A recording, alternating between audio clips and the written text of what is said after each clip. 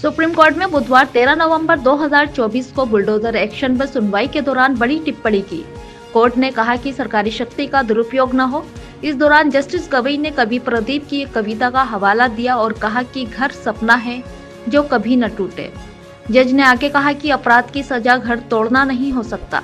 अपराध का आरोप या दोषी होना घर तोड़ने का आधार नहीं है।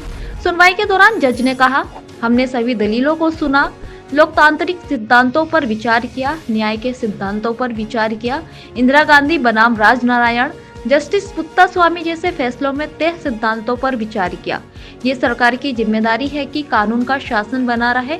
इसके लिए साथ ही नागरिक अधिकारों की रक्षा भी संवैधानिक लोकतंत्र में जरूरी है। जज ने आगे कहा कि लोगों को यह एहसास होना चाहिए कि उनके अधिकार यूं ही नहीं छीने जा सकते। सरकारी शक्ति का दुरुपयोग नहीं हो सकता है। हमने विचार किया कि क्या हम गाइडलाइंस जारी करें। बिना मुकदमे के मकान गिराकर किसी को सजा नहीं दी जा सकती है। हमारा निष्कर्ष है कि अगर प्रशासन मनमाने तरीके से मकान गिराता है तो अधिकारियों को इसके लिए जवाबदेह बनाना होगा। अपराध के आरोपियों को भी संविधान कुछ अधिकार देता है। किसी को मुकदमे के बिना दोषी नहीं माना जा सकता है। इसके अलावा जज ने सुनवाई के दौरान कहा कि एक तरीका यह हो सकता है कि लोगों को मुआवजा मिले, साथ ही अवैध कार्यवाही करने वाले अधिकारियों को भी दंडित किया जाए।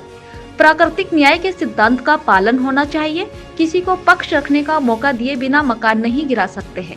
प्रशासन जज नहीं बन सकता। किसी को दोषी ठहराकर मकान नहीं गिराया जा सकता है। देश में माइट वॉज राइट का सिद्धांत नहीं चल सकता है।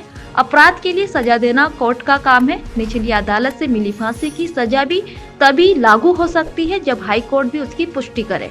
अनुच्छेद 21 जीवन के अधिकार के तहत सर पर छत होना भी एक अधिकार है।